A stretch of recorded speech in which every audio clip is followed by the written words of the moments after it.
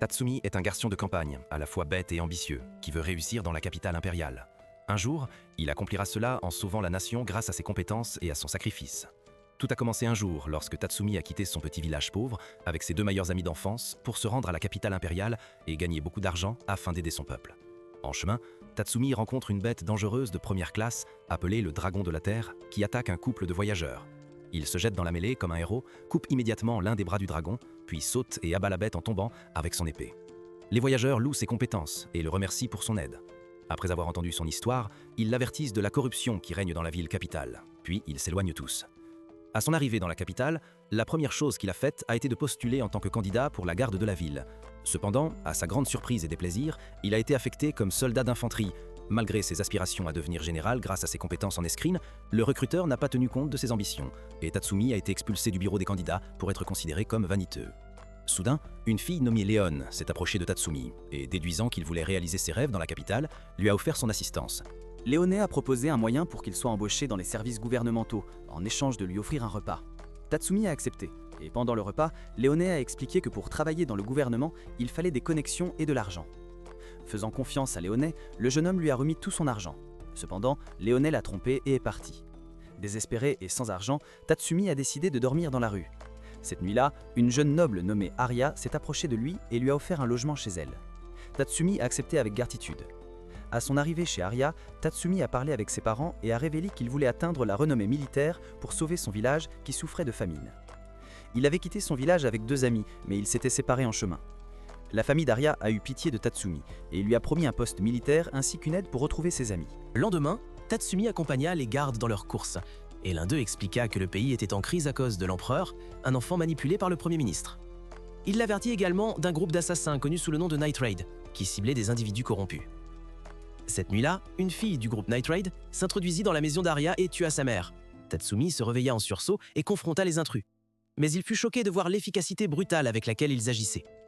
Un des membres du groupe élimina les gardes.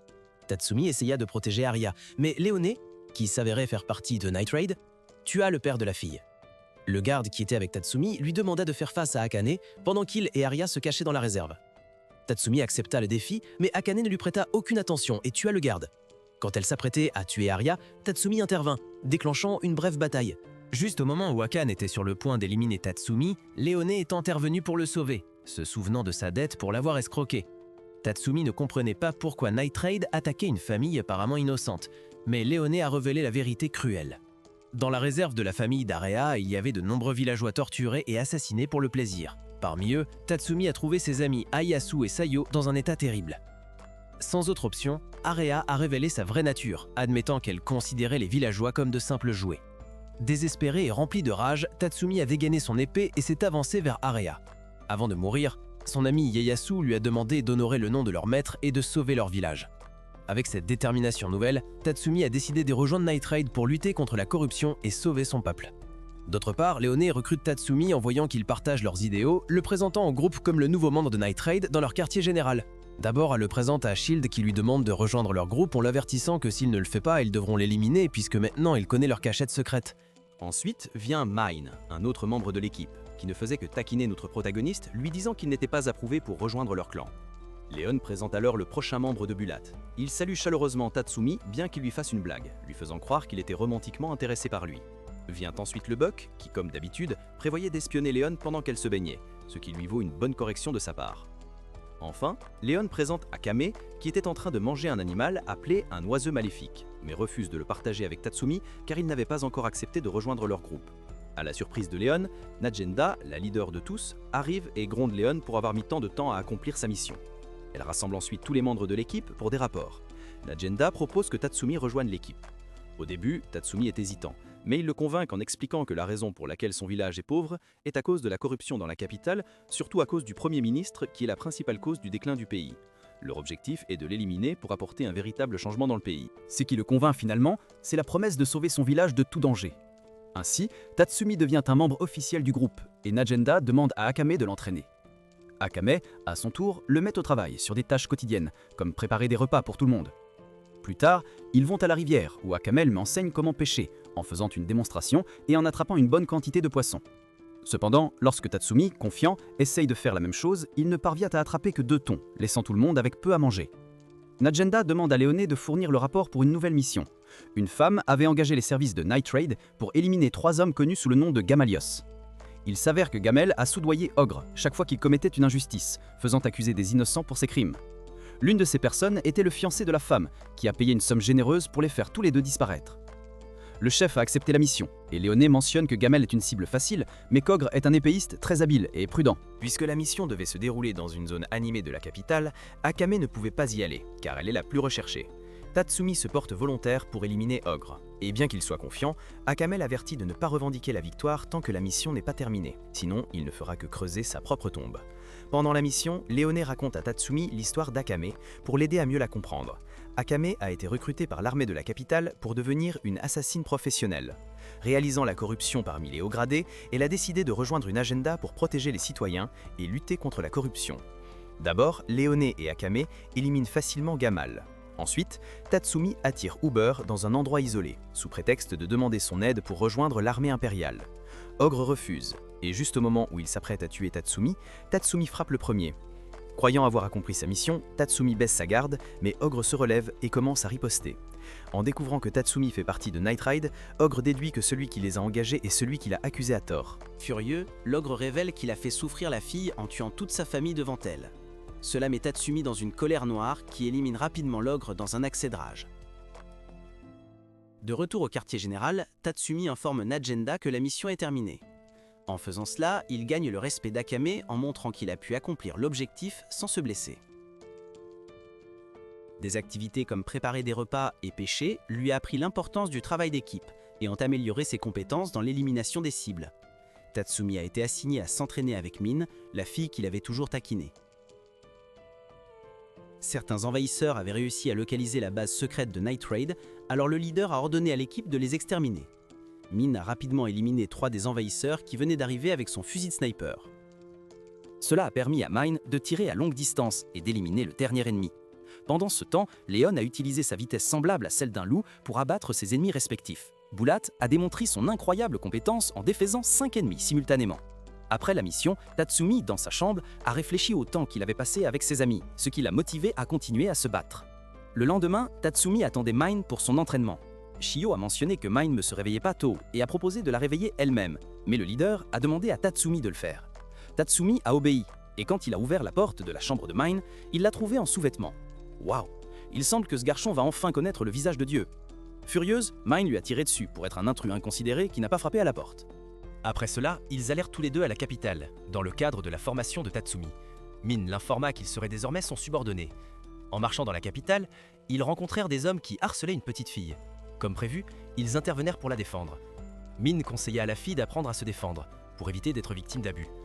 Tatsumi demanda à Min s'il était sûr de se promener dans la capitale aussi décontracté. Min répondit que c'était bien, car seuls quelques membres de l'équipe Atinophilus étaient connus de vue, pas tous. Par la suite, Min alla faire du shopping et força Tatsumi à porter tous ses achats, ce qui l'agaça, puisqu'elle ne lui enseignait aucune véritable formation.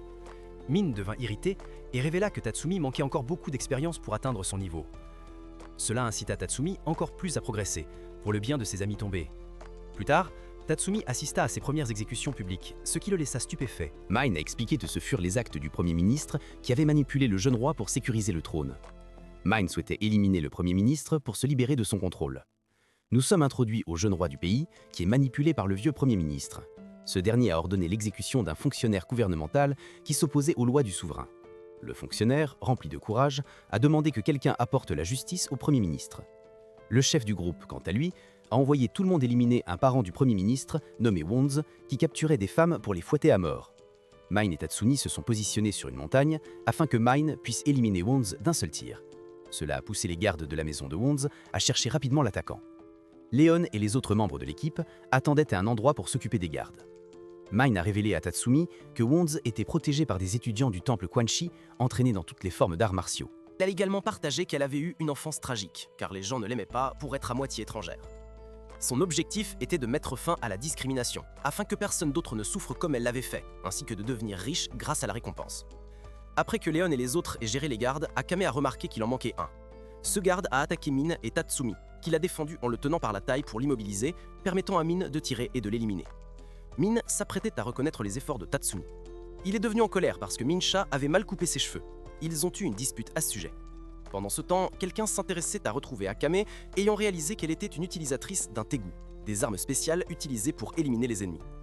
Après que Bulat ait entraîné Tatsumi, lui et Akame ont décidé d'aider à préparer le petit déjeuner pour tout le monde. Le chef a reçu une nouvelle mission pour que l'équipe enquête sur une série de meurtres nocturnes. Un homme connu sous le nom de Zeng l'exécuteur élimine plusieurs personnes sur les ordres du Premier ministre. L'augmentation des exécutions a conduit Zeng à la folie, transformant le massacre en Saint-Martin. Après avoir libéré les prisons, Zeng retourna dans la capitale. Poussé par sa de sang, Zeng brandit Saint-Tim, un instrument de combat créé par le premier empereur du pays pour protéger le royaume.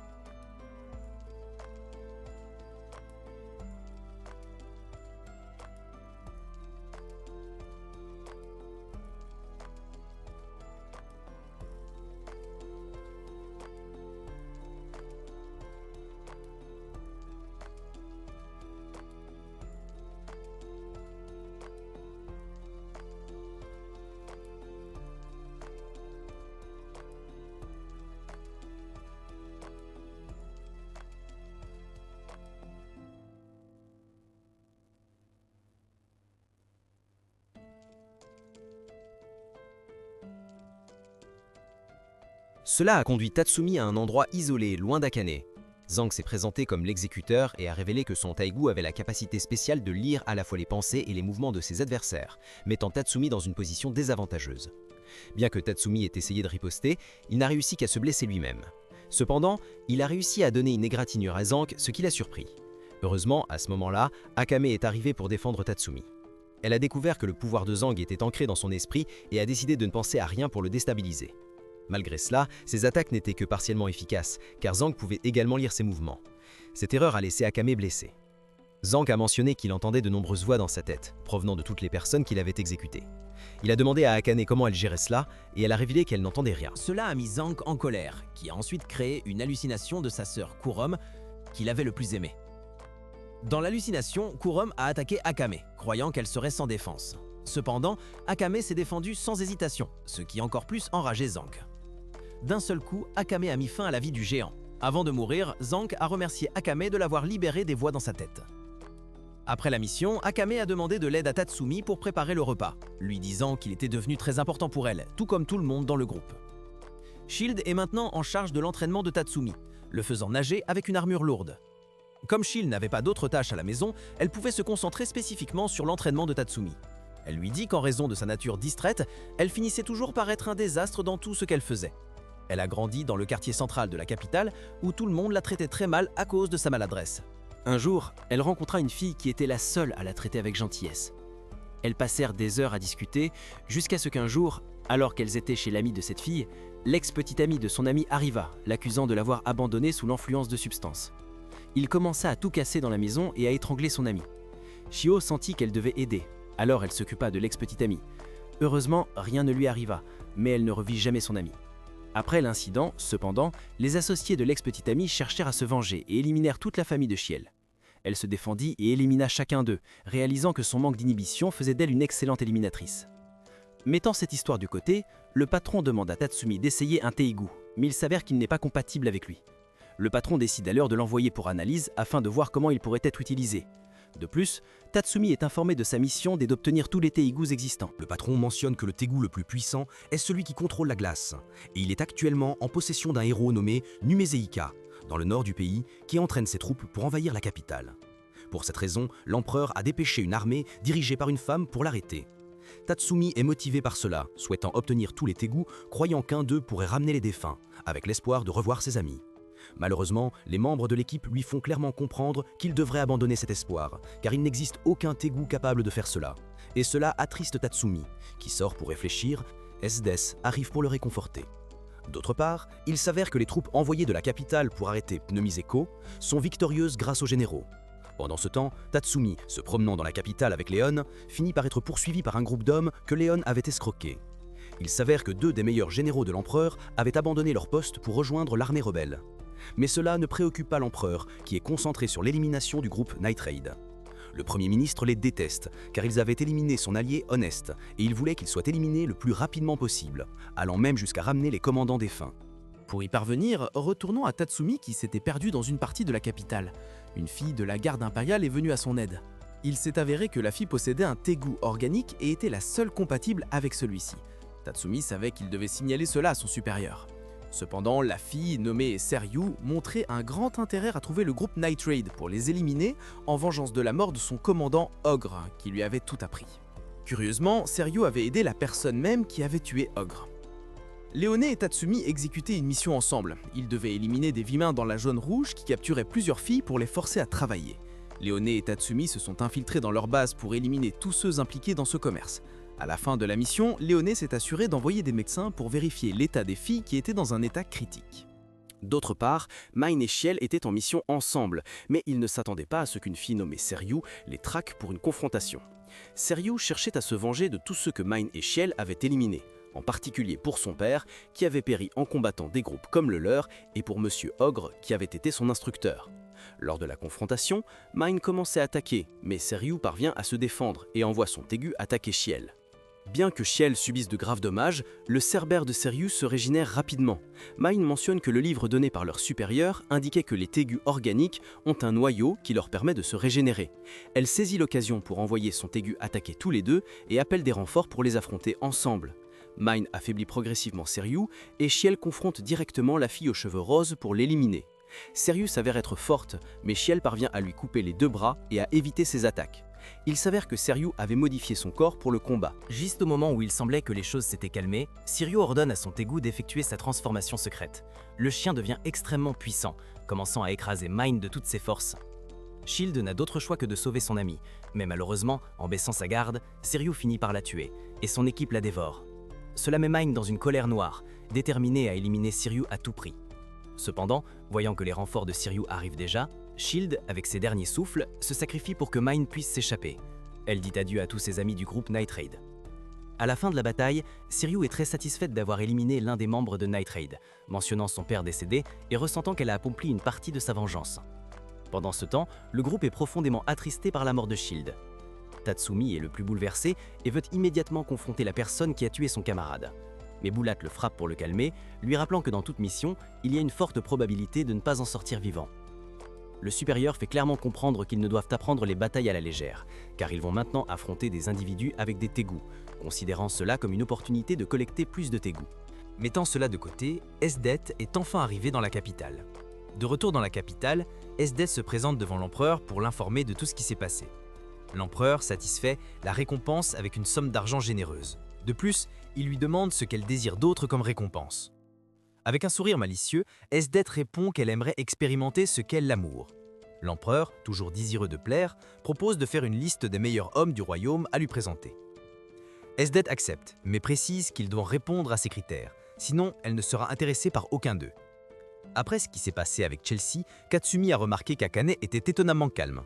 En l'admirant, il pensa qu'elle devait déjà s'être habituée à ce genre de travail de meurtre. Quant à Esdet, on ne peut pas comprendre pourquoi elle est soudainement devenue curieuse d'expérimenter l'amour. Mais, eh bien, chacun ses goûts. Pendant ce temps, tous les membres de Night Raid doivent continuer à chasser, bien qu'Esdef assigne une mission très importante à ses subordonnés. Une nuit, Tatsumi se rend à la cuisine à la recherche d'eau et est surpris de trouver Akame là. Il pensait qu'elle était juste là pour un encas de minuit, mais en réalité, elle préparait les encas préférés de Shield pour garder sa mémoire vivante. Tatsumi admire son geste, car malgré la perte, Akame reste calme. Cependant, elle avoue qu'elle ne s'habitue jamais à perdre un ami, même si elle l'a vécu de nombreuses fois. Tatsumi la comprend et promet qu'elle ne souffrira jamais à cause de lui. Les trois subalternes sont des experts dans ce qu'ils font, et ils parviennent rapidement à éliminer le politicien et sa fille en blâmant le groupe Night Raid pour l'attaque. Cette information atteint Najenda qui la communique d'abord au groupe. Elle leur dit que Esdef est déjà arrivé dans la capitale et demande à Lacon de surveiller ses mouvements. De plus, elle mentionne que les personnes éliminées par les subalternes d'Esdef étaient des membres importants du groupe rebelle se posant au Premier ministre. Elle leur confie la mission de se diviser en deux groupes pour protéger deux politiciens. Akame et Leon doivent en protéger un dans un village, tandis que Tatsumi et Bulat doivent accompagner l'autre lors d'une croisière. Alors qu'ils montent à bord du navire, Tatsumi pense qu'il est peu probable que le politicien soit attaqué, puisqu'il est entouré de nombreuses personnes. Bulat le met en garde de ne pas baisser sa garde et partage une histoire de son temps dans l'armée impériale. Son général a été exécuté pour avoir refusé d'accepter des pots de vin du Premier ministre, et Bulat n'a réussi à s'échapper que grâce à sa capacité à devenir invisible. Mettant de côté les souvenirs, Tatsumi descend dans le sous-sol du bateau de croisière pour enquêter. Pendant ce temps, Léon, impressionné par sa rencontre avec Esdite, décide de ne pas l'attaquer, ressentant la présence écrasante qu'elle dégage. Esdif avait tendu un piège pour elle, et Léonel, déçu, se retire tout en mangeant une glace pour se calmer. De retour auprès de Tatsumi, l'un des subalternes d'Esd, nommé Miya, joue de la flûte, ce qui fait que tout le monde sur le navire s'évanouit, sauf Tatsumi. Un autre subalterne l'affronte pour acquérir de l'expérience en combat.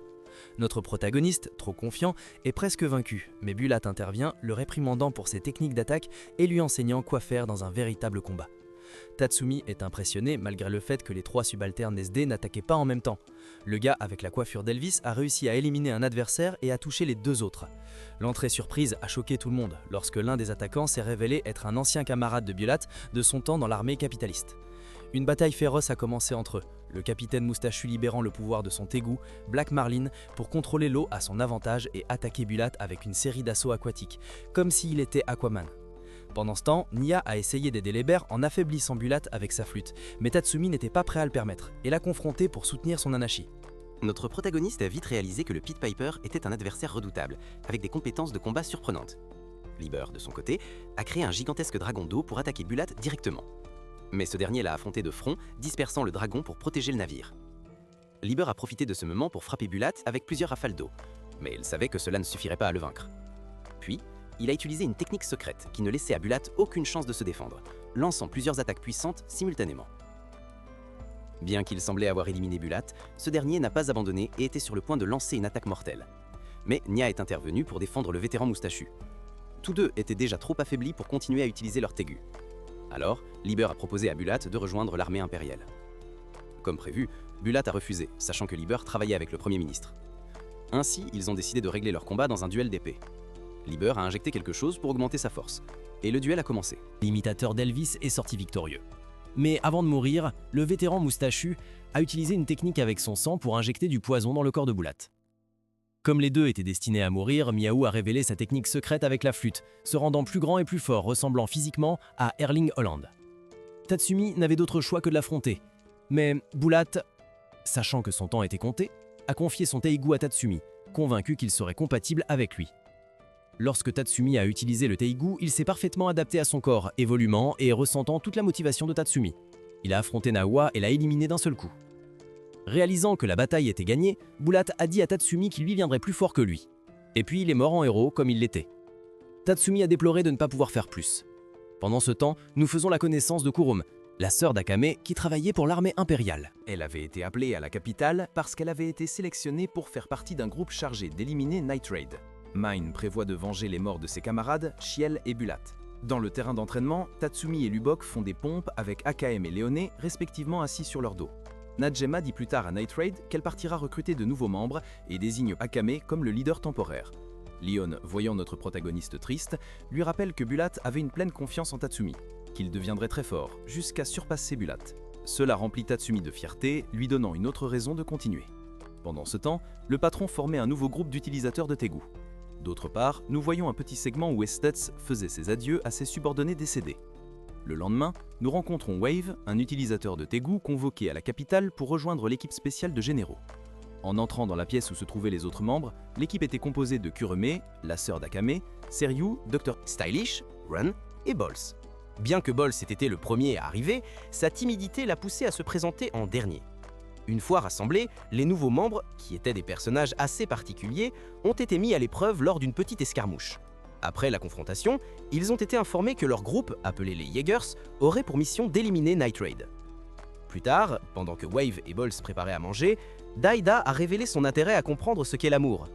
De plus, Dai voulait organiser un tournoi pour trouver le nouveau manieur de Teigu qui avait été pris la veille. Concernant Tatsumi, Lubok l'a averti du danger que représentait le général Estef. Il s'avère que lorsque la leader de Night Raid, Nijenda, faisait partie de l'armée de l'Empire, elle travaillait aux côtés d'Esteth, la décrivant comme une femme impitoyable qui éliminerait quiconque croiserait son chemin. Lubok a suggéré à Tatsumi de participer au tournoi d'arts martiaux organisé par Esteth, car elle serait présente. Pendant ce temps, l'empereur a demandé au Premier ministre pourquoi les gens s'intéressaient à ceux du sexe opposé, et il semble que le petit voulait faire l'expérience du monde des adultes. Le Premier ministre a expliqué qu'il y a un certain âge où cela se produit, et c'était ce qui arrivait avec le général S10. Cependant, selon les critères d'S10, il semblait impossible de trouver quelqu'un qui réponde à ses attentes. Lors du tournoi, notre protagoniste a rapidement vaincu un participant très confiant, qui avait été un maître des arts impériaux. Cela a beaucoup impressionné S10, qui est tombée amoureuse de lui à ce moment-là. Après le combat, elle est descendue dans l'arène pour féliciter Tatsumi de sa victoire. Il pensait qu'il recevrait une récompense, mais il a été surpris lorsque ses dents l'ont enchaîné et lui ont dit que, dorénavant, il lui appartiendrait, le rendant inconscient pour l'emporter avec elle en tant que captive. Ce garçon a vraiment de la chance. Vraiment, si une fille avec de gros seins comme ça te kidnappe, je ne comprends pas quel serait le problème. Rapidement, les On et Lubok ont informé Akane de ce qui s'était passé. Akame a décidé de surveiller les environs de la capitale, attendant une occasion de sauver Tatsumi. Elle emmène son petit intérêt amoureux voir son équipe en action, lui montrant que chaque membre possède un Tegu qui les rend plus forts que la normale. Cela impressionne Tatsumi, qui décide qu'il va essayer de convaincre SDF de les rejoindre, profitant de son affection pour lui. Ensemble, ils peuvent lutter contre la capitale. Lorsqu'ils arrivèrent tous les deux dans la pièce, comme par magie, SDF embrassa Tatsumi. Saisissant le moment qui se déroulait, elle n'était pas prête à perdre plus de temps. Tatsumi, qui était nerveux et ne comprenait pas beaucoup les femmes, profita de cette occasion pour mentionner qu'il rejoindrait l'armée rebelle, afin de mettre fin à la tyrannie de la capitale, l'invitant à le rejoindre pour qu'ils puissent se battre ensemble pour le bien du peuple. Cela mit en colère SDF et elle le gifla. Elle pensait que Tatsumi croyait cela à cause des moments difficiles qu'il traversait, lui faisant comprendre qu'il n'avait pas besoin d'avoir peur, car rien de mauvais ne lui arrivera tant qu'il est avec elle. De plus, elle lui assure qu'elle n'aimera personne d'autre que lui. Tatsumi précise que son objectif n'est pas le bonheur personnel, mais qu'il veut réparer le royaume. Mais Asdith ne comprend pas. Pour elle, la société fonctionne correctement. Les plus forts survivent. Tatsumi lui demande que si elle l'aime, elle doit changer ses principes et le rejoindre, promettant qu'il va lui faire changer d'avis. Quelques instants plus tôt, SDF présente Tatsumi à son équipe comme son partenaire, demandant à Bolz ce qu'elle devrait faire pour gagner le cœur de Tatsumi. Bolz lui conseille de ne pas fondre trop facilement. À la fin, il tombera sous son charme le lendemain, alors que Death informe son équipe qu'elle ira chasser au crépuscule, divisant son groupe en deux équipes. Son véritable objectif était de montrer à son bien-aimé Tatsumi ses grandes compétences en combat pour le conquérir. Au cours de ce voyage, Tatsumi se retrouve associé à Wave, et il s'engage dans une bataille contre des créatures ressemblant à des arbres. Après le combat, Tatsumi saisit l'occasion de s'échapper tout en portant son armure d'incursion. Cependant, il ne s'attendait pas à ce que Wave utilise le pouvoir de son Teigu pour retrouver Tatsumi et l'attaquer pendant qu'il est dans l'armure. Wave ne reconnaissait pas Tatsumi car il portait l'armure d'invasion. Wave a confronté Tatsumi, mais Tatsumi, qui ne voulait se battre contre personne, s'est rapidement enfui du combat. Peu importe combien il essayait, Wave ne le laissait pas s'échapper. Lors d'une des attaques, Wave a laissé Tatsumi enseveli sous l'eau. Profitant de l'occasion pour fuir, Tatsumi a réussi à atteindre la berge, où Akame est arrivé juste à temps pour le sauver encore une fois. Alors qu'un monstre essayait de le manger, elle l'a emmené, ainsi que le loup, vers leur quartier général. Comme il se trouvait en territoire ennemi, SDF punit Wave pour avoir laissé son bien-aimé Tatsumi s'échapper. Elle souligne que, bien qu'elle aime profondément Tatsumi, la vie de ses subordonnés passe d'abord. Elle leur ordonne de faire tout ce qu'il faut pour le capturer. Elle promet d'aider des épouses qui lui fera payer un prix pour ce père qu'elle a trouvé. SDF remarque également que si Tatsumi se laisse facilement éliminer, cela signifie qu'il a manqué de développement en tant qu'homme. Il exprime sa confiance en sa capacité à gérer ses subordonnés.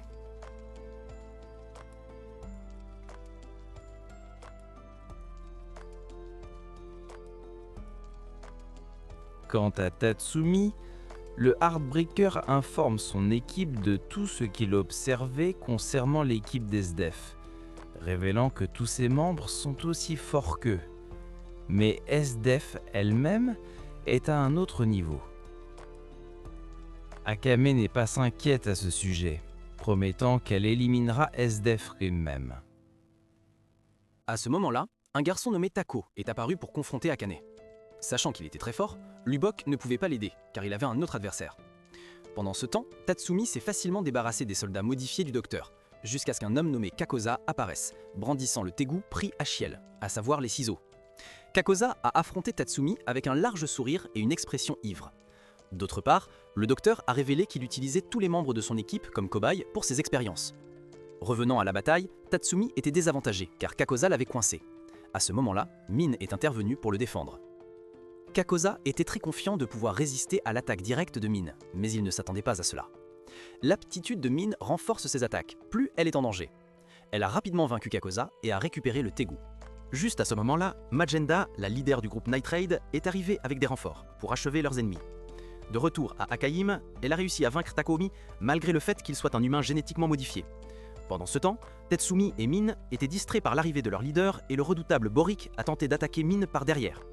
Heureusement, Léon est arrivé pour intercepter son attaque et mettre fin à ses agissements. Lorsque toute l'équipe de Night Raid s'est rassemblée, ils ont décidé d'éliminer les soldats restants du docteur. Cependant, tous les membres, sauf Tatsumi, étaient affaiblis par le poison qu'un des soldats du docteur leur avait infusé par son regard. Juste au moment où tout semblait perdu, le leader a envoyé Susanoo pour s'occuper de tous les soldats, ce qu'il a fait avec succès. Cela a mis le docteur en colère, qui a fait exploser ses soldats pour nuire à Susanoo. Mais, à la grande surprise de tous, Susanoo est un être organique qui peut se régénérer à volonté. Sensing le docteur, Najenda a envoyé Susanoo pour empêcher son évasion et l'éliminer. Le docteur Corner, élégant, s'est injecté un sérum qui l'a transformé en un monstre géant, dévorant également ses alliés pour gagner plus de force. Tatsumi, quant à lui, a amené Min pour qu'elle puisse se battre à ses côtés, ainsi qu'avec Susanoo. Malheureusement, ils avaient tous du mal à trouver un moyen de le vaincre.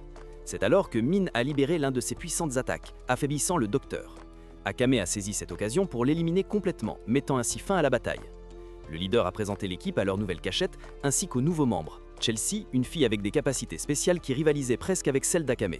Elle leur a demandé de bien s'entendre car ils étaient maintenant coéquipiers. Puis, elle a présenté Susanoo, un automate qu'elle avait acquis de l'armée révolutionnaire. Lorsque l'équipe a demandé à propos de ses capacités spéciales, le leader a démontré que Susanoo pouvait construire une maison et cuisiner divers plats délicieux. C'est l'homme que chaque femme souhaiterait avoir. En plus d'être un garde du corps expert en combat, il est aussi un maître des tâches ménagères. Pendant ce temps, le commandant SDS a reçu des nouvelles selon lesquelles le docteur Stylish avait disparu, ainsi que les soldats sur lesquels il expérimentait. Inquiète de la façon dont sa subordonnée Seri prendrait la nouvelle, SDS a essayé de la réconforter. Seri a essayé de rester forte mais n'a pas pu s'empêcher de pleurer en se remémorant le docteur. Alors qu'SDEFS l'embrassait, elle l'assurait qu'elle pouvait venger sa mort. De retour avec le leader, elle a demandé à l'équipe de se concentrer sur l'entraînement pour se renforcer, impliquant qu'elle devait arrêter de manger et commencer à travailler dur. Après qu'Akame et Susanoo aient attrapé un gros poisson, tout le monde a été impressionné par les compétences culinaires de Susanoo. Il semble que notre protagoniste ait perdu son petit endroit de favoritisme. Le lendemain, Tatsumi et Leon sont sortis autour de la cachette pour éliminer des bêtes. Leon était impressionné de voir à quel point Tatsumi avait amélioré ses compétences, sachant qu'un jour, il dépasserait Bulat. Après avoir vaincu les bêtes, ils sont retournés au village, où Chelsea a reconnu les efforts de l'équipe, mais les a avertis que la force n'est pas tout. En parcourant les dossiers de l'équipe, Chelsea a souligné qu'ils pourraient être pris au dépourvu en raison de leur naïveté. Cela a mis Mine en colère, qui, avec Tatsumi et Lubok, a planifié une farce pour donner une leçon à la jeune femme, nommée d'après le club anglais. Tatsumi, suivant l'idée de Lubok, est devenu invisible et a versé un seau d'eau froide sur Chelsea pendant qu'elle se baignait. Cependant, Chelsea s'est transformée en Susanoo, révélant qu'elle pouvait le voir même lorsqu'il était invisible, et lui a donné des conseils pour s'améliorer. Elle est ensuite revenue à sa forme normale et a expliqué que son ancienne équipe avait été éliminée et qu'elle ne voulait pas que le même sort leur arrive, c'est pourquoi elle était si stricte. Pendant ce temps, S10 se promenait dans la ville, à la recherche de son bien-aimé Tatsumi. Son homme de main lui a montré une liste d'hommes qui lui ressemblaient, mais S10 a clairement fait comprendre qu'il n'y avait qu'un seul Tatsumi pour elle. Le laquais aux intentions cachées continuait à surveiller S10, qui avait le sentiment que quelque chose était sur le point de changer, possiblement une bataille épique. Le commandant Seman Estis informe l'empereur des récents progrès, recevant des éloges de la part du jeune souverain, alors que l'équipe de Raid Nocturne est restée silencieuse. Cependant, l'empereur mentionne qu'ils n'ont pas trouvé l'homme avec les caractéristiques demandées par le général. Avec un sourire énigmatique, le général répond qu'il n'est plus nécessaire de le chercher car elle a trouvé un homme dont elle est tombée profondément amoureuse. Lors d'une audience privée, le Premier ministre demande au général d'éliminer les créatures qui émergent autour de la capitale, mais avec une demande de capturer certaines pour enquête. Le général accepte, demandant que la récompense soit dirigée vers ses troupes du nord. Sans délai, l'équipe Jaeger se jette sur les créatures, les anéantissant habilement. Le général rusé et efficace capture 3 de ces bêtes pour le ministre. Après avoir accompli cette petite mission, Wade se sent outré en voyant Bowles, un homme au grand cœur, être maltraité à cause de son apparence imposante. Bowles, d'une voix profonde et résignée, mentionne qu'il n'est pas un homme bien, que ses actions passées ont généré du dégoût, et il considère cela comme une partie de sa pénitence. Cependant, il trouve du réconfort dans l'amour inconditionnel et le soutien de son loup et de sa fille. Au fait, personne ne s'attendait à ce qu'il ait une famille, n'est-ce pas ? Ailleurs dans la capitale, Tatsumi s'entraîne dur avec Susanoo, qui lui enseigne à éviter les mouvements inutiles en combat et à concentrer ses attaques sur le point faible de l'adversaire. Bien que Tatsumi ait du mal à comprendre cela au début, il finit par se familiariser avec Susanoo, le considérant comme une partie essentielle de l'équipe, malgré le fait qu'il soit un simple Tegu. Soudain, Akame arrive en hâte pour les informer que le patron a convoqué une réunion d'urgence. Des bêtes semblables à des humains ont émergé et doivent être éliminées des environs de la capitale. Bien que le Premier ministre ait envoyé l'équipe Jaeger, le patron décide de se joindre à la chasse pour accélérer le processus. Toute l'équipe est d'accord, sauf Chelsea, la fille avec un nom d'équipe britannique, qui suggère que la capitale devrait gérer cela seule. Tatsumi la persuade, lui rappelant que leur mission est de protéger le peuple, et Chelsea accepte à contre-cœur de se joindre à la mission. Pendant ce temps, Susanoo dit à notre protagoniste qu'il devrait fermer la cage avant que le petit oiseau ne s'échappe, provoquant les rires de toutes les filles du groupe et le mettant mal à l'aise. Pendant ce temps, Ron enquête sur l'origine des créatures, découvrant qu'elles pourraient être des expériences du sinistre docteur. En trouvant le repère de l'ennemi, Ron réalise que le docteur prévoit de capturer tous les membres de l'équipe Night Raid pour ses expériences. Bien que la capitale comprenne la menace, elle n'a toujours pas identifié qui a libéré les créatures des ombres. Une partie responsable observe alors que l'équipe Jaeger les élimine méticuleusement. Seul quelque part, Tatsumi questionne Lubbock sur sa dévotion envers Najenda. Le jeune homme cheveux verts révèle qu'il la connaît depuis qu'elle a rejoint la garde impériale. Un jeune Lubbock exceptionnel et issu d'une famille riche est tombé follement amoureux de Najenda au premier regard. Déterminé à être à ses côtés, il a rejoint l'armée impériale. Mais lorsque Najenda a quitté l'armée, Lubbock a simulé sa mort et effacé tous ses dossiers pour rejoindre l'équipe Night Raid. Tout en patrouillant dans la zone, Tatsumi décide d'explorer les montagnes, où il rencontre de manière inattendue Esdeath, qui erre également là-bas. Sans hésitation, elle l'embrasse avec ferveur et lui demande pourquoi il est présent dans la région. Tatsumi explique qu'il est là pour éradiquer les créatures qui terrorisent les gens. Malgré les tentatives d'Esdeath pour le persuader de rejoindre l'armée révolutionnaire, Tatsumi reste ferme dans sa détermination, admirant sa résolution. Elle l'embrasse à nouveau, mais se rend compte qu'il y a quelqu'un d'autre à proximité et se prépare à les confronter dans cet endroit isolé. La silhouette dominant la scène était Esdeath. Sans un mot, avec un geste presque imperceptible, elle activa son Tegu, et en un instant, notre protagoniste ainsi que les environs disparurent. Se retrouvant dans un lieu éloigné, Tatsumi, encore désorienté par cette transition soudaine, peinait à comprendre la nouvelle réalité qui se déroulait devant ses yeux. Remarquant sa confusion, Esdeath décida de clarifier la situation. Son Tegu avait le pouvoir extraordinaire de manipuler l'espace et le temps, une compétence réservée à un petit nombre. Après cette brève explication, Esdeath a de nouveau démontré sa puissance, en élevant une imposante montagne de glace en quelques secondes, à partir de laquelle il pouvait observer le périmètre de l'île. La vue qui s'est déployée devant eux était d'une beauté sublime. Cependant, la tranquillité du moment a été brusquement interrompue lorsqu'une créature colossale, rappelant la transformation finale du Dr Stylish, a émergé de l'océan. Tatsumi, submergé par la peur, doutait de sa capacité à faire face à une telle menace. Néanmoins, voyant l'habileté avec laquelle Esdeath combattait le monstre, il se sentit inspiré à rejoindre la bataille ensemble. Et grâce à l'impressionnante capacité d'Esdeath, ils ont réussi à abattre la bête. Mais le danger n'était pas terminé. Un autre monstre est apparu, et Esdeath l'a anéanti sans effort, démontrant encore une fois sa force écrasante. Avec l'atmosphère maintenant plus calme, Esdeath a suggéré d'explorer l'île pour se familiariser avec leur environnement. Tatsumi, maintenant confiant dans les capacités de son compagnon, a accepté sans hésitation. Qui pourrait dire non à une femme aussi belle et forte? Ainsi, ils commencèrent à explorer l'île, profitant de moments de camaraderie. Alors que la nuit tombait, Esdeath révéla qu'ils étaient arrivés sur une île au sud-ouest de la capitale. Elle proposa à Tatsumi de rester quelques jours de plus pour profiter de s'accompagner, mais intrigué par la sérénité inhabituelle d'Esdeath, il déclina l'offre. La fille au gros sein faisait vraiment tout son possible pour avancer, mais notre garçon est très silencieux. Esdeath confessa alors qu'elle avait trouvé un moyen de revenir. Elle avait marqué l'île avec son Tegu, lui permettant de se téléporter à tout moment à leur emplacement d'origine. Avant de partir, Esdeath montra de l'intérêt pour en savoir plus sur notre protagoniste. Il raconta son enfance dans un village où un ancien soldat lui avait appris les arts martiaux et les compétences de forge d'armes, qui lui avaient permis de survivre dans la capitale. Esdeath, à son tour, a partagé des détails sur son propre passé. Elle appartenait au clan Partis, une tribu dédiée à la chasse des bêtes dangereuses. Dès son enfance, son père lui a inculqué la croyance que les faibles périssent devant les forts et que seuls les plus forts survivent. Un jour fatidique, une tribu du Nord a attaqué les Partis. Dans ces derniers instants, le père d'Esdeath l'a averti qu'ils avaient été vaincus parce qu'ils étaient faibles, l'exhortant à devenir plus forte. Avec cette conviction, Esdeath a continué à chasser des bêtes jusqu'à ce qu'elle rejoigne l'armée impériale, grimpant les échelons pour devenir capitaine. Tatsumi, qui croyait qu'Esdeath avait détruit les tribus du Nord par vengeance, a été surpris d'apprendre qu'elle suivait simplement des ordres de la capitale, comprenant que son père était mort parce qu'il était faible. Sans ennemi naturel à affronter, Esdeath obéissait à des ordres supérieurs, éliminant ceux qu'on lui avait demandé de tuer. Curieux, Tatsumi a demandé à Esdeath l'apparence de son Tegu. Elle a révélé qu'il résidait en elle-même. Lors de la sélection d'un Tegu, Esdeath a choisi l'extrait du démon, ignorant les avertissements du Premier ministre concernant son danger. Heureusement, elle était compatible avec le Tegu, gagnant le pouvoir de contrôler la glace à volonté.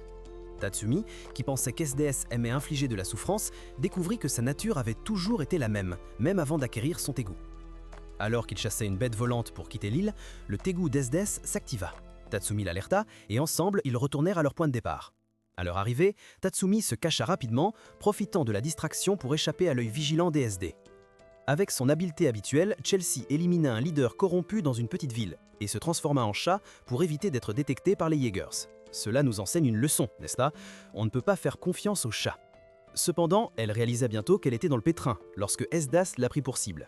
Leona, toujours le Joker, suggéra de livrer Tatsumi pour les garder en sécurité, tandis que le groupe se moquait de lui pour avoir été avec elle sur cette île et avoir partagé des moments romantiques avec cette femme puissante. Le patron, qui venait de sortir de la douche, remercia notre protagoniste d'avoir sacrifié sa vie pour le groupe face à l'ennemi. Et le patron avoua qu'elle connaissait SD depuis de nombreuses années. Puis notre protagoniste, qui ne pouvait pas se taire, lui demanda son âge et avoua qu'il pensait que le patron était beaucoup plus âgé. Évidemment, il reçut son dû après avoir ouvert sa grande bouche. Pendant ce temps, Seria s'occupait de quelques simples voleurs, arguant qu'ils méritaient d'être exterminés. Cette attitude semblait tordue à l'une des filles qui se trouvait avec ces ruffians.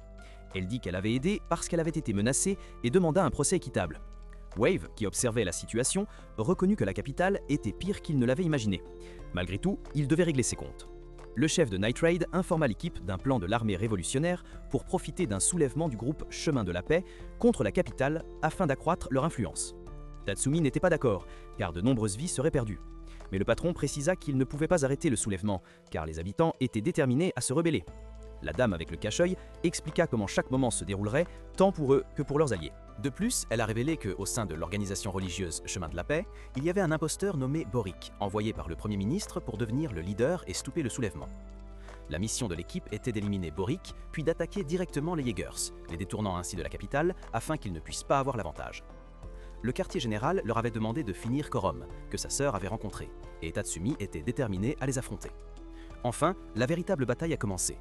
Wave a informé Esdeath qu'ils avaient trouvé des membres de Night Raid dans les villages de l'Est.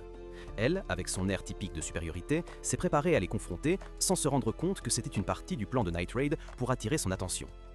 Alors qu'ils profitaient d'un après-midi d'été, toutes les filles en maillot de bain, tandis que les garçons étaient hormonalement excités. Akane se sentait angoissée, sachant que cette fois, elle devrait faire face à sa sœur. Et Min lui a rappelé que même si elle perdait sa sœur, elle les aurait toujours ailleurs. Esdeath a réalisé que Night Raid avait tendu un piège. Se divisant en deux groupes pour attirer les Jaegers loin de la capitale. Elle envoya Couronné et Bols en mission, pendant qu'elle ferait face à Night Raid. Couronné et son équipe, en chevauchant, rencontrèrent un épouvantail qui s'avéra être un piège. Min attaqua Couronné de loin, mais elle réussit à esquiver l'attaque. Tous les membres de Night Raid étaient présents, faisant face à Couronné et Bols. Wave fut projeté loin par Susanoo, et le chef de Night Raid mentionna que les deux étaient des cibles de l'armée révolutionnaire. Bols, déterminé à ne pas être éliminé facilement, montra sa capacité spéciale, transformant les personnes qu'il avait éliminées en marionnettes. Akame, contrarié, s'approcha pour combattre sa sœur, mais Couronné l'arrêta avec sa marionnette Nata, une amie d'enfance des deux. Juste au moment où Bols s'apprêtait à éliminer Akame, Tatsumi arriva pour la sauver. Kurome, confiante, avait ordonné à sa bête spéciale de lancer une attaque pour les éliminer tous. Mais elle fut surprise de voir tout le monde se défendre efficacement. Susanoo affrontait la bête de Kurome, tandis que Min se battait contre une fille ayant des pouvoirs de feu. Tatsumi faisait face à deux adversaires à la fois, une bête gorille et un gars avec des capacités de vitesse. Akame se battait directement contre Bols et son bouclier humain, tandis que Liang affrontait un gars avec des fouets.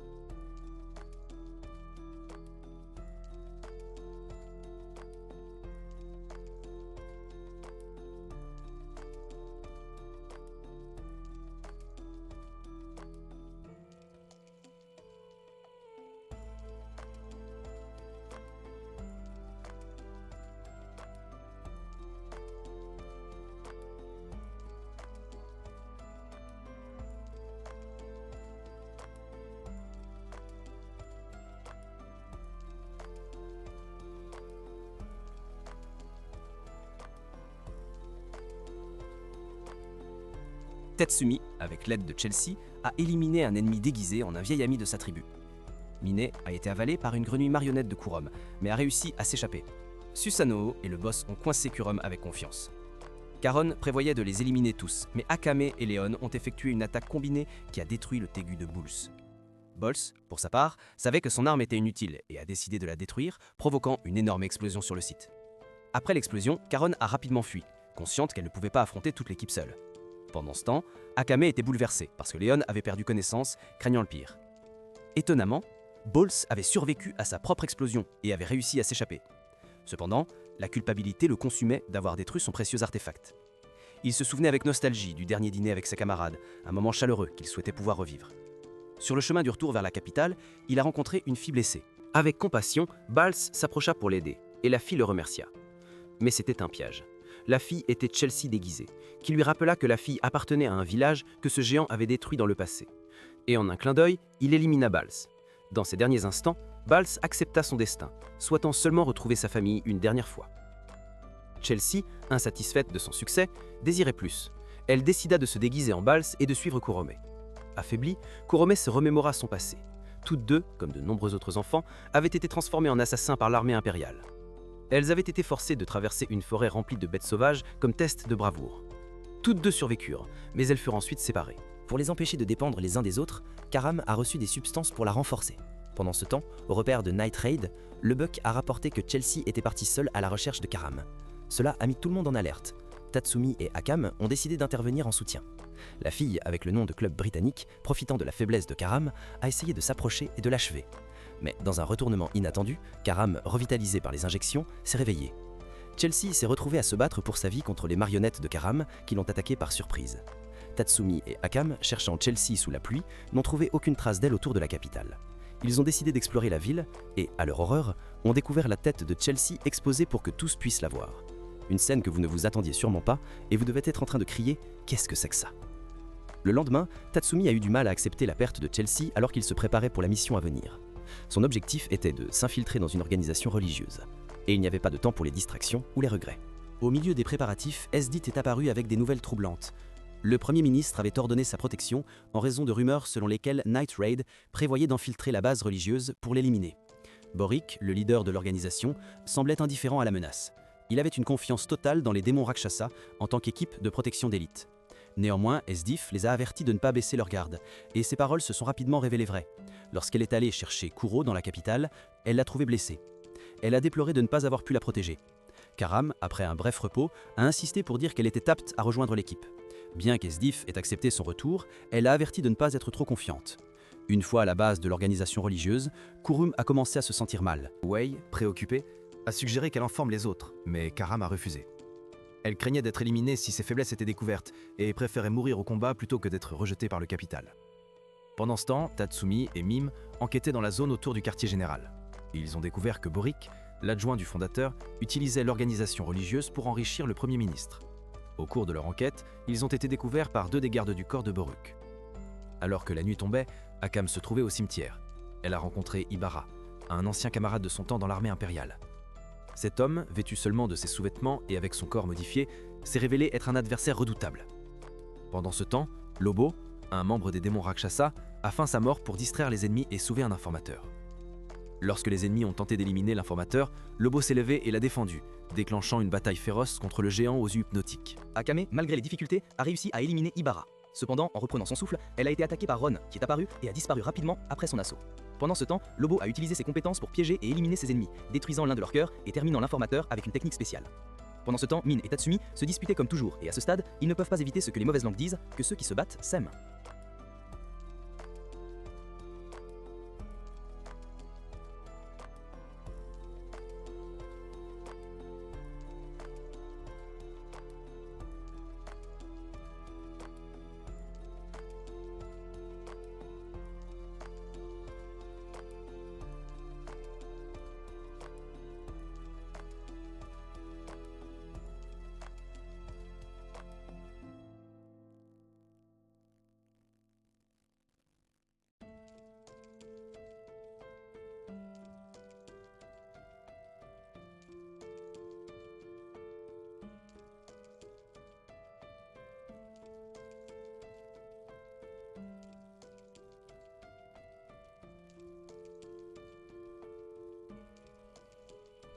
Seryu et Suzuka sont en garde au palais, lorsque Suzuka remarque Tatsumi et Min déguisés en civils.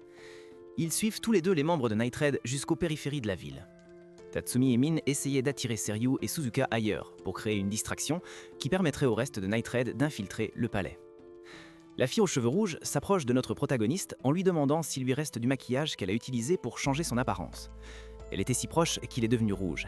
Et quand il se souvient du fil rouge du destin mentionné précédemment, Tatsumi et Min commencent à se disputer nerveusement comme 2 enfants amoureux, sans réaliser que Seryu les observe. Choquée et déçue de découvrir que Tatsumi fait partie de Night Raid, elle décide de le tuer ainsi que Min. Seryu lance une grande attaque frontale avec des missiles et des explosifs contre eux, qui parviennent à peine à s'échapper. Tatsumi confirme que Seryu est leur attaquante, ce qui pousse Min à se battre contre elle. À ce moment-là, Suzuka commence son attaque. Notre protagoniste fait face à Sujika, tandis que Mine se prépare à combattre la fille aux cheveux en carotte. Seryu lance une énorme fusée vers la fille aux cheveux roses, qui la détruit sans effort et parvient à incapaciter momentanément Koro en frappant son cœur. Seryu charge vers Mine, affirmant que le mal ne peut jamais triompher de la justice. Elle se moque de la mort du bouclier et révèle que Koro a dévoré le corps de Chelsea après qu'elle ait été tuée par Kurome. Mine critique la morale de Seryu, mentionnant l'ogre et le docteur Stylish, soulignant son incapacité à les voir comme des vilains. Elle l'appelle brisée et dit que les gens maléfiques comme elle méritent de mourir. Cela met Seryu en colère, qui rejette ses paroles et ordonne à Koro, qui se remet de l'attaque précédente, d'agrandir ses bras et d'attaquer Mine. Cependant, Koro est impuissant face à Mine, qui le détruit facilement et contre chaque attaque.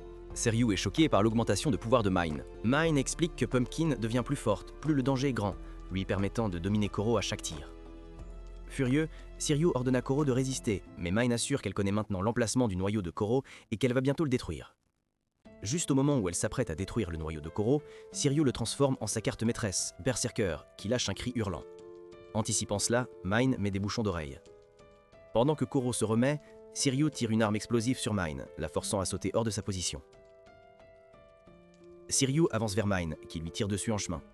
Seryu réduit rapidement la distance, là où la longue portée de Pumpkin est inefficace, et commence une attaque physique implacable, blessant Mine, mais échouant à l'achever à cause des blessures antérieures infligées par Mine. Pendant ce temps, Tatsumi se bat contre Suzuka, mais il est facilement surpassé. Suzuka commente l'inexpérience de Tatsumi en combat. Malgré la différence de force, Tatsumi jure de la surmonter et de gagner. Alors que Mine est à terre, un Kiro récupéré se dirige vers Seryu, et elle planifie une attaque des deux côtés. Dans le palais, le chaos règne alors que Night Raid s'infiltre. Susanoo, sans effort, abat Natala et Doya, forçant Kurome à se battre seul. Lorsque les hommes s'apprêtent à l'attaquer, Wave intervient, se déclarant son adversaire et activant Grand Chariot. Bien que l'issue du combat ne soit pas montrée, il est ensuite révélé que Léoné a gagné. Dans la salle du trône, un Bolik craintif supplie Esdith de le protéger. Elle répond en lui marchant sur le visage et en lui ordonnant de rester dans la pièce. Dans des ruines près des périphéries de la ville, Tatsumi et Suzuka poursuivent leur bataille. Sachant qu'il ne peut pas gagner en combat, Tatsumi décide de détruire les ruines. Les débris écrasent et tuent Suzuka, mais Tatsumi s'échappe. Pendant ce temps, Mine, frappée par l'attaque de Seryu, se rappelle avoir été persécutée pour être une étrangère. Avec détermination, elle déclare qu'elle ne peut pas mourir encore. Seryu et Koro attaquent Mine des deux côtés, mais elle utilise sa carte maîtresse pour transpercer Koro, le bifurquant. Dans une ultime tentative, Syria essaie de finir Mine, se rendant vulnérable. Mine déchaîne à nouveau sa carte maîtresse, coupant brutalement Seryu en deux avec une puissante explosion du Pumpkin Avenging Shield. Cette attaque épuise la force de Mine. Malgré sa défaite, Syria révèle une bombe cachée dans son crâne, déclarant que la justice prévaudra toujours. Mine essaie de s'échapper, mais ses blessures l'en empêchent. Syria rit de manière maniaque jusqu'à ce qu'elle voit un Koro mourant lui faire face, incapable de se régénérer davantage. Dans ses derniers instants, elle ne montre aucun remords, se lamentant seulement de ne pas avoir tué tous ses ennemis et déclarant à travers des larmes qu'elle ne veut pas mourir. La bombe explose, tuant Seryu et Kuro, tandis que Tatsui sauve Mine à la dernière seconde, rendant la tentative de bombe de Seryu vaine et mettant fin à sa frénésie meurtrière. De retour au palais, Asdif revient dans la salle du trône, découvrant que Bolik a fui par peur et fait maintenant face à Nanjenda. Bolik tente de s'échapper, mais Akame, Leonie et Lubok l'arrêtent. Akain tui Rolimeka enquanto Lubok pendura Bolik, completando a missão. No dia seguinte, após uma batalha difícil enquanto observa tudo de longe, uma menina envergonhada diz a Tatsumi que, após esta terrível guerra, ela quer conversar com ele e faz com que ele prometa a mesma coisa que Akain: sobreviver, não importa o que. Juntos, eles olham para o futuro e Mine aparece mais determinada do que nunca a lutar pela revolução. Honest e seu grupo de oficiais do governo se reúnem no palácio, notando com preocupação o rápido avanço do exército revolucionário. O pânico começa a se instalar, até que Buda intervém, declarando firmemente que protegerá o reino, a qualquer custo. Honest aproveita o momento para apresentar Shura e sua unidade de elite aos oficiais. Com confiança excessiva, Shura assegura que pode lidar com a situação e que a participação de Buno é desnecessária. No entanto, Buno descarta seu comentário, observando que há algumas ratas que aparecem antes de todo um enxame. Na residência dos Jaegers, Wave comenta sobre a notável ausência de metade de seus membros que caíram em batalha. Run entra com comida. Il semble que dans cet anime, tout soit résolu avec des plats délicieux et ils disputent tous les deux de l'état de la révolution. Wave, frustré, exprime que les Jaegers devraient aider activement au lieu de rester inactifs. La tension s'apaise brièvement lorsque Kuroné demande une deuxième portion, mais elle s'effondre bientôt inconsciente à cause de la blessure infligée par Chelsea. Dehors, devant le palais, des soldats se rassemblent et se préparent pour la révolution, observée avec grande inquiétude par Tatsumi et Lubok. Dans les égouts, Léon et Min marchent à travers un chemin où Léon taquine Min au sujet de sa relation avec Tatsumi, rendant cette dernière nerveuse. Dans des ruines au milieu d'une forêt, Nagenda, Akame et Susanoo se préparent pour la révolution imminente. Dans une ruelle, le garçon aux cheveux verts et notre protagoniste attendent de rencontrer un agent de l'armée révolutionnaire. En attendant, Lubok taquine Tatsumi au sujet de Min. Lorsque Tatsumi nie toute implication et que Lubok demande s'ils ont échangé un baiser, l'Asiatique arrive. Elle les guide vers une zone secrète dans le palais où une réunion de l'armée révolutionnaire est censée avoir lieu. Cependant, à leur arrivée, ils découvrent que tout le monde à la réunion a été massacré et le bâtiment explose, révélant un piège. Ils se retrouvent entourés par un groupe incluant Budo et Sura qui déclenche ainsi une bataille féroce. Tatsumi fait face à Budo mais prouve rapidement qu'il est inférieur au général, étant facilement vaincu et capturé. Le Bok se bat contre Sura qui le provoque en affichant les pouvoirs de téléportation de son Teigo. Le Bok essaye de se déplacer vers des zones non marquées par Sura, seulement pour découvrir que tout dans le palais, même l'air, est marqué. Il saisit l'occasion de tendre des pièges avec une queue croisée, mais est trahi par l'agent précédent qui révèle qu'elle travaille pour Sura en raison de la captivité de sa famille. Furieux de l'interférence, Sura tue l'agent, révélant que sa famille était morte depuis longtemps. Sura transporte ensuite le Bok dans une dimension séparée, affirmant que personne n'en est jamais échappé. Cependant, le Bok entraîne Sura dans la dimension avec lui, déclarant qu'il n'a pas le droit d'utiliser les autres comme des outils. Le Bok enfonce une arme dans le cœur de Sura, le tuant. Deux sont ensuite transportés de retour au palais, à des milliers de pieds dans les airs, sans aucun moyen d'échapper. Lubok, sans son fil, accepte son destin. Il atterrit sur un tas de lances, mourant instantanément à l'horreur de Tatsumi. Plus tard, avec Tatsumi emprisonné, Budo fait un rapport à Honest sur ce qui s'est passé. Au début, Honest semble agacé par la mort de Sura, mais il la rejette rapidement, au grand mécontentement de Buda. Sdev entre et demande la garde de Tatsumi. Le lendemain, l'exécution publique de notre protagoniste est annoncée, laissant le reste de Night Raid stupéfait. Et de mon point de vue, cet anime ne nous permet pas de nous attacher aux personnages, car il les élimine progressivement. Maing, déterminée à sauver Tatsumi, essaye de le faire par elle-même. Mais Akame l'arrête, la prévenant qu'elle ne peut pas faire face à une telle mission seule. À la fin, Akame décide de la rejoindre pour aider. Puis, Léoné apparaît, soutenant la décision d'Akame et rejoignant également le sauvetage. Nagenda arrive et assigne à Night Raid une mission d'urgence pour sauver Tatsumi et prévenir son exécution. Plus tard, Esdith rend visite à Tatsumi dans sa cellule. Après avoir découvert sa véritable loyauté, elle lui demande d'abandonner Night Raid et de rejoindre les Jaegers, quelque chose que nous savons déjà être impossible. Tatsumi refuse catégoriquement, prêt à mourir en se battant pour ses camarades. Esdith, bien qu'attristée par le rejet, décide qu'elle exécutera Tatsumi personnellement. Les Jaegers découvrent le plan d'Esdith le jour suivant. Wave se demande comment il est possible qu'Esdith veuille tuer quelqu'un qu'elle aime, et répond que, si Tatsumi doit mourir, Esdith préférait être celle qui met fin à sa vie. Kurome compare la situation à la sienne, et elle aussi veut être celle qui tue sa sœur, Akame. Lors de l'exécution publique, dans un stade plus grand que le Camp Nou, l'empereur dénonce Tatsumi et son implication dans la Night Raid, cherchant à maintenir la paix dans le royaume. Juste au moment où Esdeath s'apprête à le tuer, Mine intervient, tirant des balles pour disperser la foule. Nagenda, Léoné et Susanoo arrivent avec des explosifs pour séparer Esdeath de Tatsumi. Le général Budo intervient, affrontant Léoné et Mine. Pendant que Nagenda et Susanoo combattent Esdeath, Akame, de son côté, se bat contre les gardes de la capitale et récupère l'Incursio confisqué. Bien que Susanoo se réveille inférieur à Esdeath, Nagenda l'améliore avec une manifestation de Magatama, mais il ne peut toujours pas l'égaler. Pendant ce temps, Budo domine Léoné et attaque sans relâche Mine. Dans un dernier effort, Mine utilise toute sa force pour déclencher une explosion destructrice, tuant Budo et détruisant son aigu. Mais elle s'effondre d'épuisement. Akane libère Tatsumi, qui rattrape Mine alors qu'elle tombe. Pendant ce temps, alors que Did fige le temps pour prendre un avantage sur Susanoo, Nagenda utilise à nouveau la manifestation de Magatama, au prix de sa santé, pour ressusciter Susanoo, qui se sacrifie pour donner à Night Raid le temps de s'échapper. Esdeath reconnaît Susanoo comme un véritable guerrier avant de finalement le vaincre. Et ici, nous perdons un autre personnage auquel nous étions en train de nous attacher. Mei, mortellement blessé, confesse son amour à Tatsumi avant de mourir dans ses bras, ce qui pousse Tatsumi à crier de douleur. Oui, pleure, c'est normal, moi aussi. Au repère de Night Raid, les membres restants pleurent les morts de Lubok, Susanoo et Mine. Tatsumi, confus, demande pourquoi ils ont risqué tant de choses pour le sauver, et Nagenda explique que l'exécution publique aurait démoralisé l'armée révolutionnaire, et éliminer Buda était un accomplissement significatif. Léoné réconforte Nagenda, qui pleure Susanoo, reconnaissant qu'il a accompli sa mission. Akame les assure qu'ils doivent porter les émotions et les devoirs des membres tombés. Leon insiste sur le fait qu'ils doivent accomplir leur objectif afin que leurs camarades puissent reposer en paix. Najenda, qui semble avoir un bouclier autour de ses sentiments, est réellement affectée. Dans sa chambre, elle exprime sa tristesse pour la perte de Susanoo, qui s'est risqué pour sauver son leader.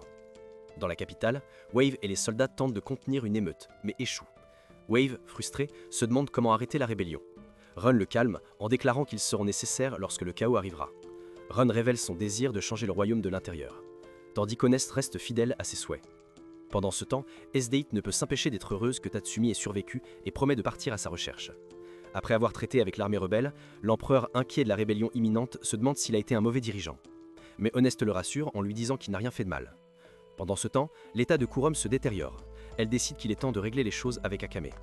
Alors qu'elle observe les hommes sur la croix, Akame remarque un code sur un cadavre rebelle et réalise qu'il provient de Kurom.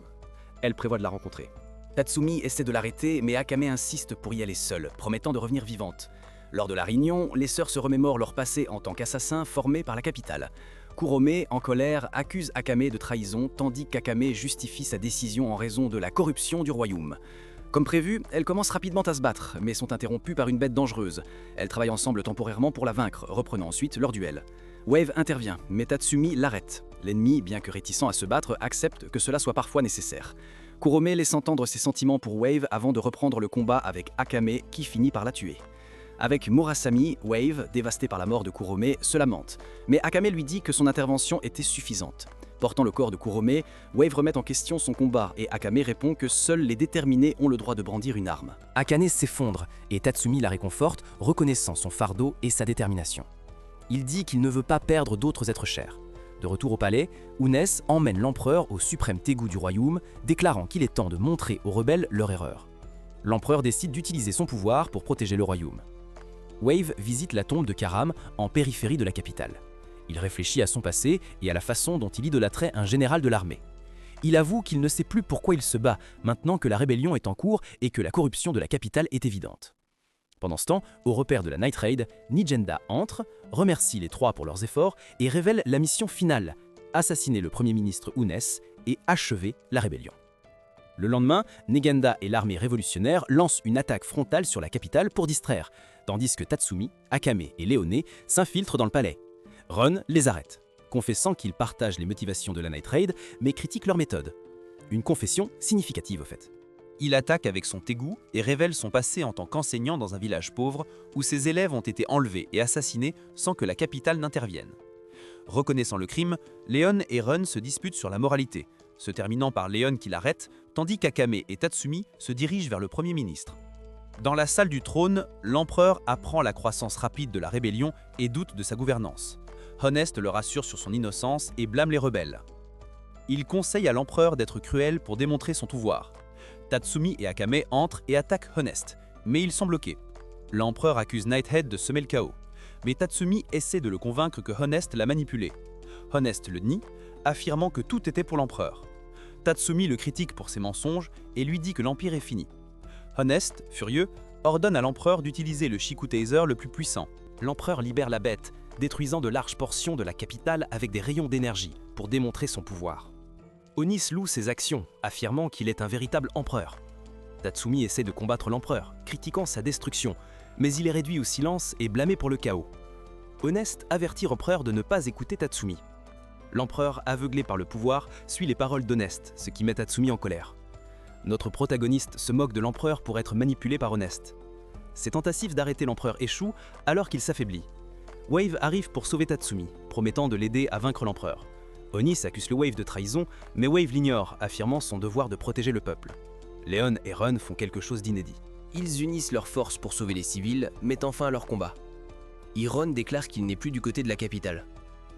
Ensemble, ils attaquent Chico Taser, mais sa défense est impénétrable. Tatsumi découvre que l'abdomen de Chico Taser est son point faible. Wave le distrait pendant que Tatsumi attaque, mais tous deux sont gravement blessés.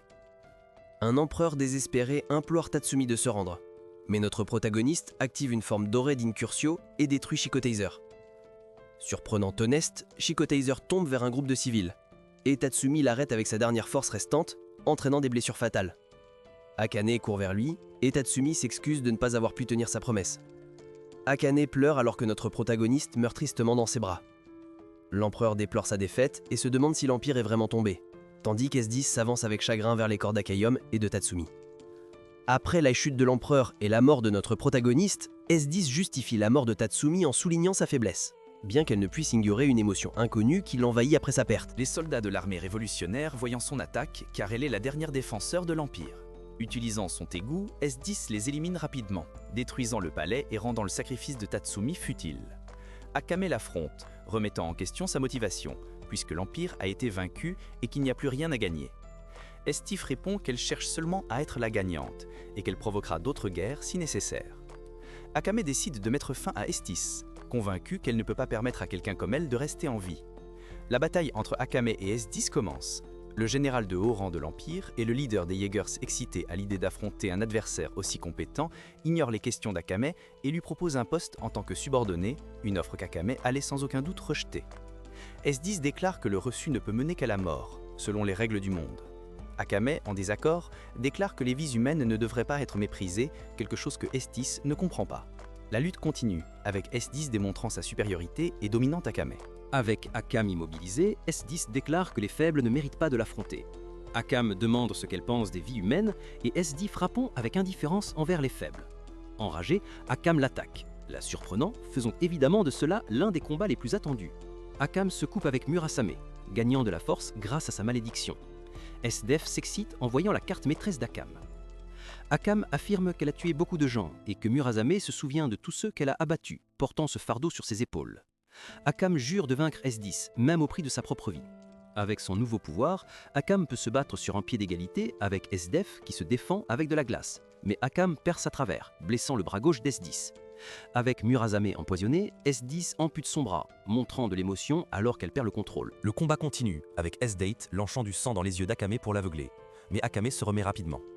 Elle remarque que ses nouveaux pouvoirs s'amenuisent et réalise qu'elle doit terminer le combat le plus rapidement possible. S-Date utilise Mahapadma, gelant le temps tout en tentant de tuer Akame. Une image résiduelle d'elle prend sa place, et Akame la coupe par le haut lorsque Mahapadma s'estompe. Surprise, S-Date demande comment Akame a pu bouger pendant Mahapadma. Akame répond qu'S-Date ne voyait qu'une image de sa soif de sang. S-Date accepte sa défaite et se dirige vers le corps de Tatsumi, souhaitant être à ses côtés. Elle se fige à côté de lui dans la glace, qui explose ensuite, détruisant les deux corps. Akame et Najenda pleurent la mort de Tatsumi, tandis que Wave et Ron font leurs adieux à S-Date, affirmant qu'ils sont enfin en paix. Honest, tentant de s'échapper, croit avec arrogance qu'il peut reprendre l'Empire, mais il est capturé par Léonel, qui ne le laissera pas s'échapper vivant. Honest appelle ses gardes, mais sans l'empereur, personne ne vient à son aide. Léonie l'affronte et bien qu'Honest détruise Lionel et la ramène à sa forme humaine, Lion, malgré la douleur, le frappe violemment. Honest, incapable de comprendre pourquoi Léonie agit de cette manière, est condamné par elle pour ses crimes.